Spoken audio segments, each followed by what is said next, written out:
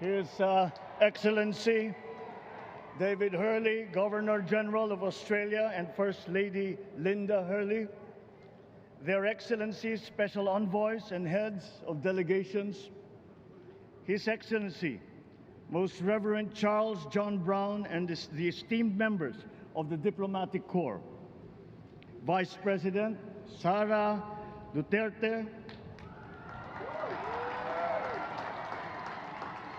President Fidel Ramos, President Joseph Ejercito Estrada, President Gloria Macapagal Arroyo, Senate President Vicente Soto III, and the honorable members of the Philippine Senate, House Speaker Lord Alan J. Velasco, and the honorable members of the House of Representatives, Chief Justice Alexander Gesmundo, and the honorable justices of the Supreme Court, of course, First Lady Lisa Araneta,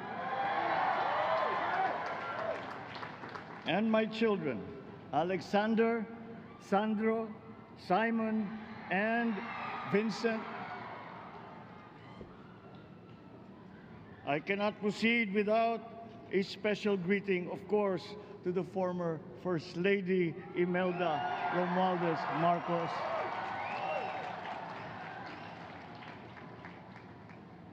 Other distinguished guests, ladies and gentlemen, my friends, ang aking minamahal na mga kababayan, magandang tanghali po sa inyong lahat.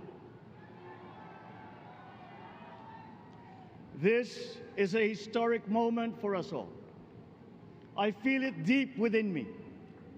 You, the people, have spoken, and it is resounding. When my call for unity started to resonate with you, it did so because it echoed your yearnings, mirrored your sentiments, and expressed your hopes for family, for country, and for a better future. That is why it reverberated and amplified as it did, to deliver the biggest electoral mandate in the history of Philippine democracy.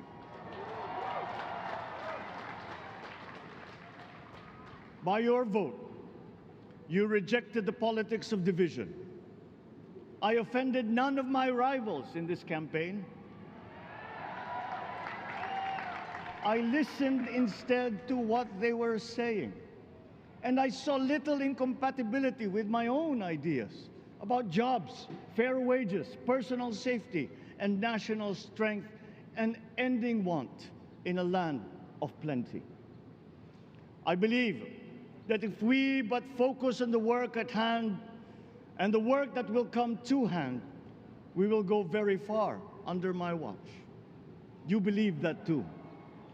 At pinakinggan ko ang tinig ninyo na ang sinisigaw ay pagkakaisa, pagkakaisa, pagkakaisa. We will go farther together than against each other, pushing forward, not pulling each other back, out of fear, out of a misplaced sense of weakness. But we are the furthest from weak. The Filipino diaspora flourishes even in the most inhospitable climes, where they are valued for their quality. The changes we seek will benefit all and will shortchange no one. I was not the instrument of change. You were that. You made it happen. I am now. You picked me to be your servant, to enable changes to benefit all. I fully understand the gravity of the responsibility that you've put on my shoulders. I do not take it lightly, but I am ready for the task.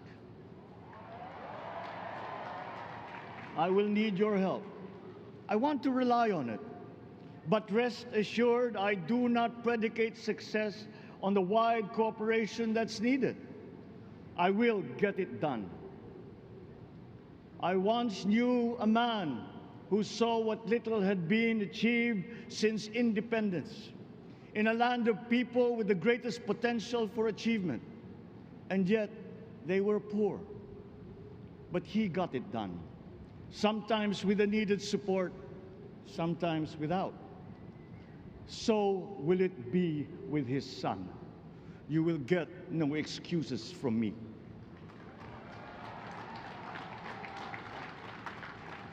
I am here not to talk about the past.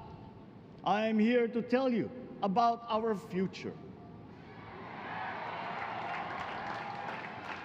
A future of sufficiency, even plenty, of readily available ways and means to get done what needs doing, by you, by me.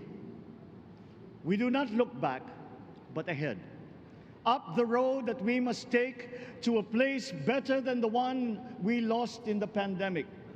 Gains made and lost, opportunities missed, well-laid plans superseded by the pandemic. Indeed, ours was the fastest growing economy in ASEAN by ways now outdated.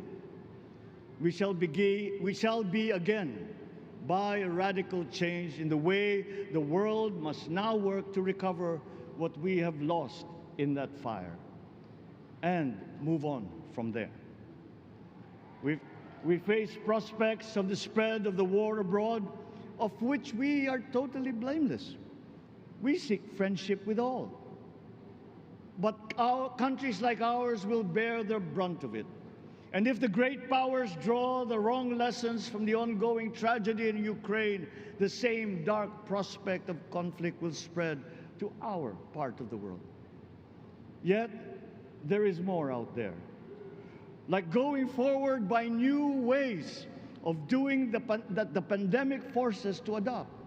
A stronger resilience, quicker adaptability. They are our best prevention. They are our best protection.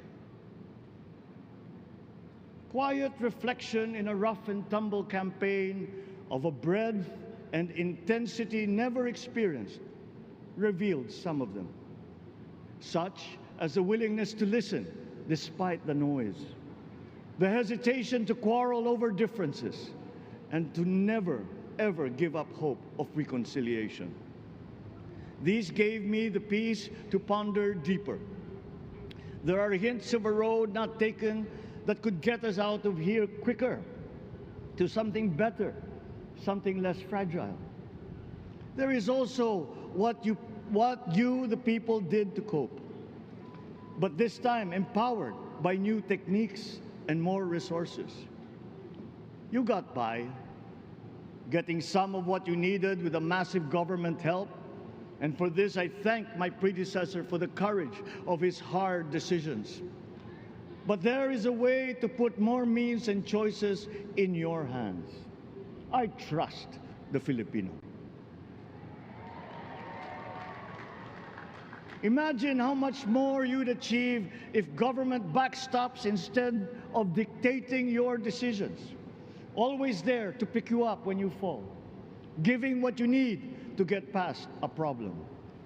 Imagine if it invested in your self-empowerment to bring it closer to taking on whatever challenges come.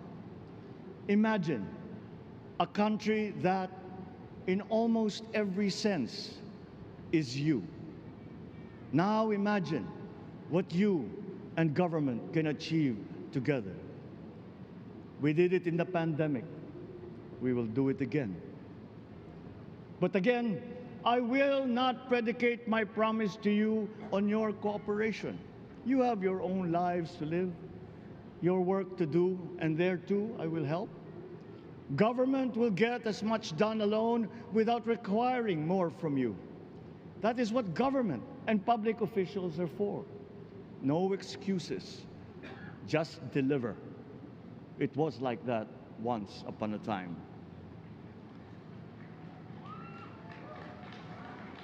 I did not talk much in this campaign. I did not bother to think of rebutting my rivals.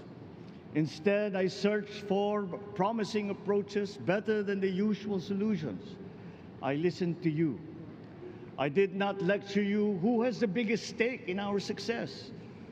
And the forthcoming State of the Nation will tell you exactly how we shall get this done. In this fresh chapter of our history, I extend my hand to all Filipinos. Come, let us put our shoulders to the wheel and give that wheel a faster turn to repair and to rebuild and to address challenges in new ways, to provide what all Filipinos need, to be all that we can.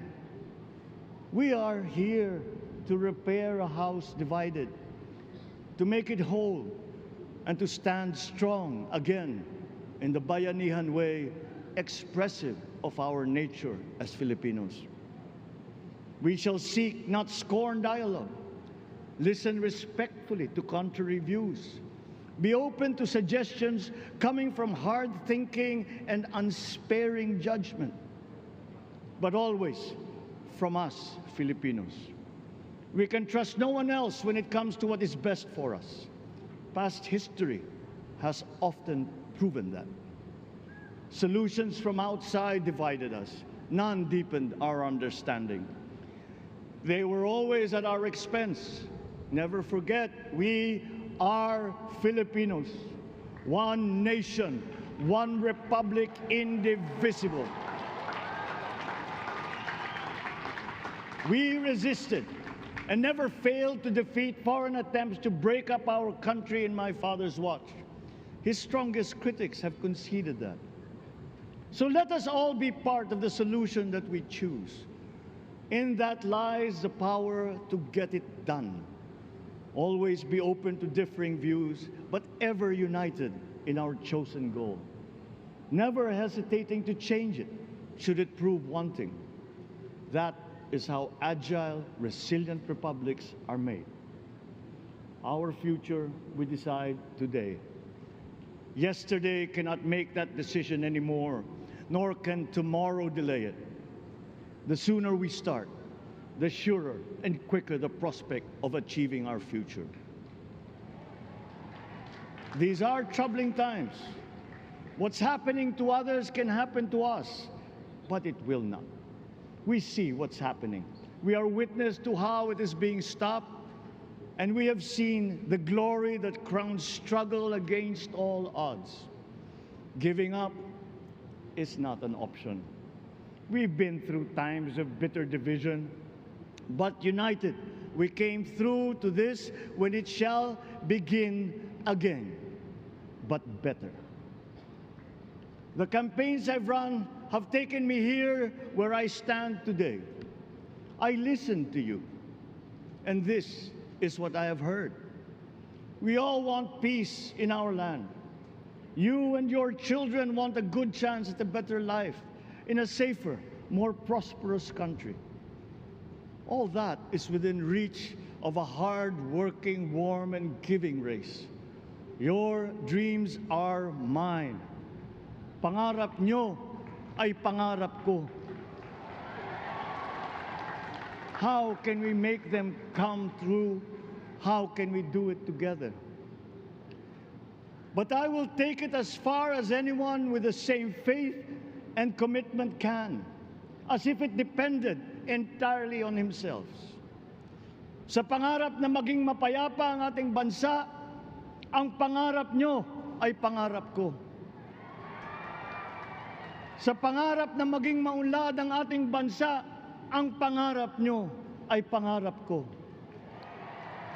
At sa pangarap na maging mas masinang ang kinabukasan natin at ng ating mga anak, ang pangarap nyo ay pangarap ko.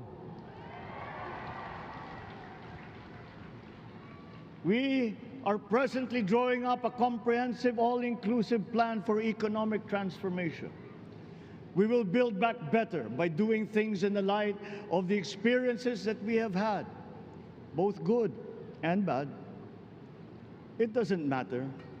No looking back in anger or nostalgia. In the road ahead, the immediate months will be rough, but I will walk that road with you. The pandemic ravaged bigger economies than ours. The virus is not the only thing to blame. What had been well built was torn down. we will build it back better. The role of agriculture cries for the urgent attention that its neglect and misdirection now demands. Food self-sufficiency has been the key promise of every administration. None but one delivered. There were inherent defects in the old ways and in recent ways too. The trade policy of competitive advantage made the case that when it comes to food sufficiency, a country should not produce but import what other countries make more of and sell cheapest. Then came Ukraine. The most vulnerable when it comes to food are the countries furthest away from the conflict, those bearing no blame for provoking it. Yet they face the biggest risk of starvation. If financial aid is poured into them, though it never is, there is nothing to buy. Food is not just a trade commodity. Without it, people weaken and die. Societies come apart. It is more than a livelihood.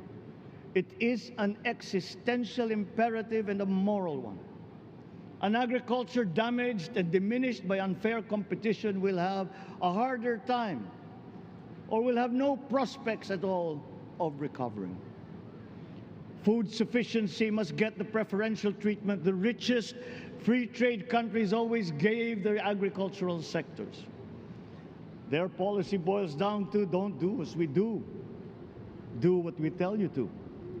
I am giving that policy the most serious thought if it doesn't change or make more allowances for emergencies with long-term effects. There is a parallel problem in our energy supply. Sufficient fossil fuel-free technology for whole economies has yet to be invented. And it is not seriously tried by rich countries. Again, consider the response of the richest countries to the war in Ukraine. But surely, a free world awash with oil can assure supplies. Or we will find a way. We are not far from oil and gas reserves that have already been developed. What we teach in our schools, the materials used must be rethought. I am not talking about history. I am talking about the basics, the sciences, sharpening theoretical aptitude and imparting vocational skills, such as in the German example, alongside the national language with equal emphasis and facility in a global language, which we had and lost. Let us give OFWs all the advantages we can for them to survive and to thrive. Our teachers from elementary up are heroes fighting ignorance with poor paper weapons. We are condemning the future of our race to menial occupations abroad. Then they are exploited by traffickers. Once we had an education system that prepared coming generations for more and better jobs. There is hope for a comeback. Vice President and soon-to-be Secretary of Education, Sara Duterte Carpio, will fit that mission to a T. We won't be caught unprepared, under-equipped, and understaffed to fight the next pandemic. To start with, we never got over the pandemic of poor, if any, free public health. The last major upgrade of a public health system, exemplified by the resources poured into PGH, predates the current shambles by 3 generations. Our nurses are the best in the world. They acquitted themselves with the highest distinction abroad, having suffered even the highest casualties. With the same exemplary dedication at home, they just got by. They are out there because we cannot pay them for the same risk and workload that we have back here. There will be changes starting tomorrow. I am confident because I have an OPLEC in my cabinet. There were shortcomings in the COVID response. We will fix them out in the open. No more secrets in public health. Remember, I speak from experience. I was among the first to get COVID. It was not a walk in the park. My father built more and better roads, produced more rice than all administrations before his. President Rodrigo Roa Duterte built more and better than all the administrations succeeding my father's. Much has been built, and so well, that the economic dogma of dispersing industry to develop the least likely places has been upturned. Development was brought to them. Investors are now setting up industries along the promising routes built. And yet, the potential of this country is not exhausted. Following these giant steps, we will continue to build. I will complete on schedule the projects that have been started. I'm not interested in taking credit. I want to build on success that's already happening. We will be presenting the public with a comprehensive infrastructure plan. 6 years could be just about enough time. No part of our country will be neglected. Progress will be made wherever there are Filipinos, so no investment is wasted.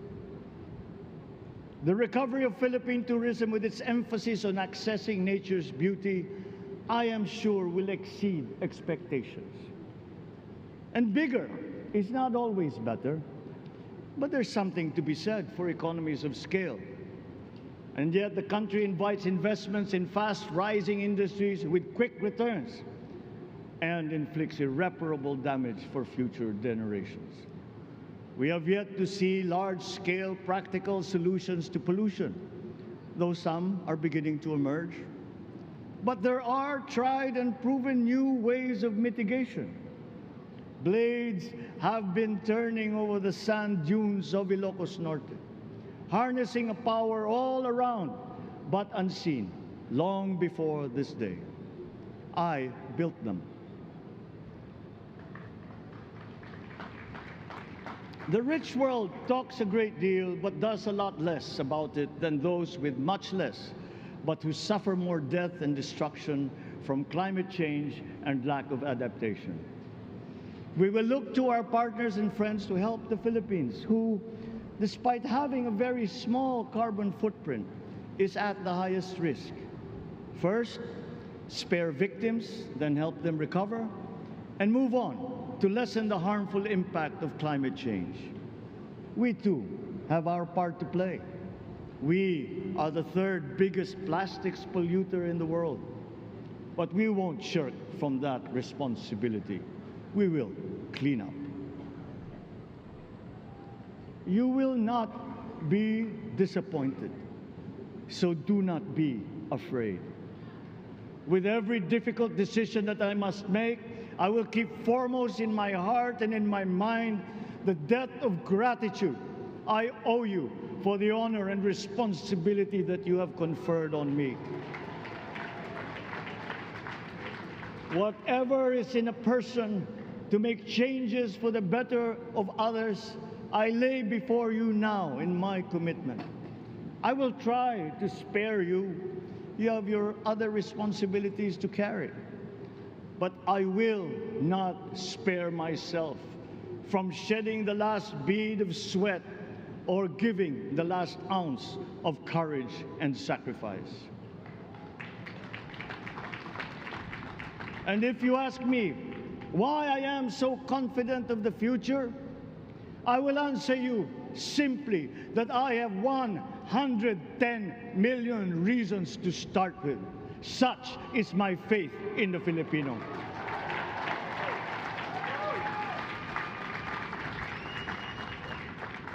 Believe, have hope.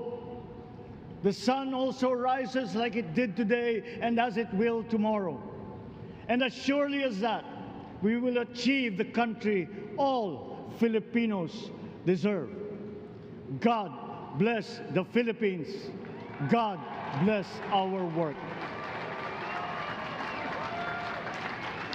Maraming salamat po sa inyong lahat. Mabuhay ang Pilipinas. Magandang tanghali po.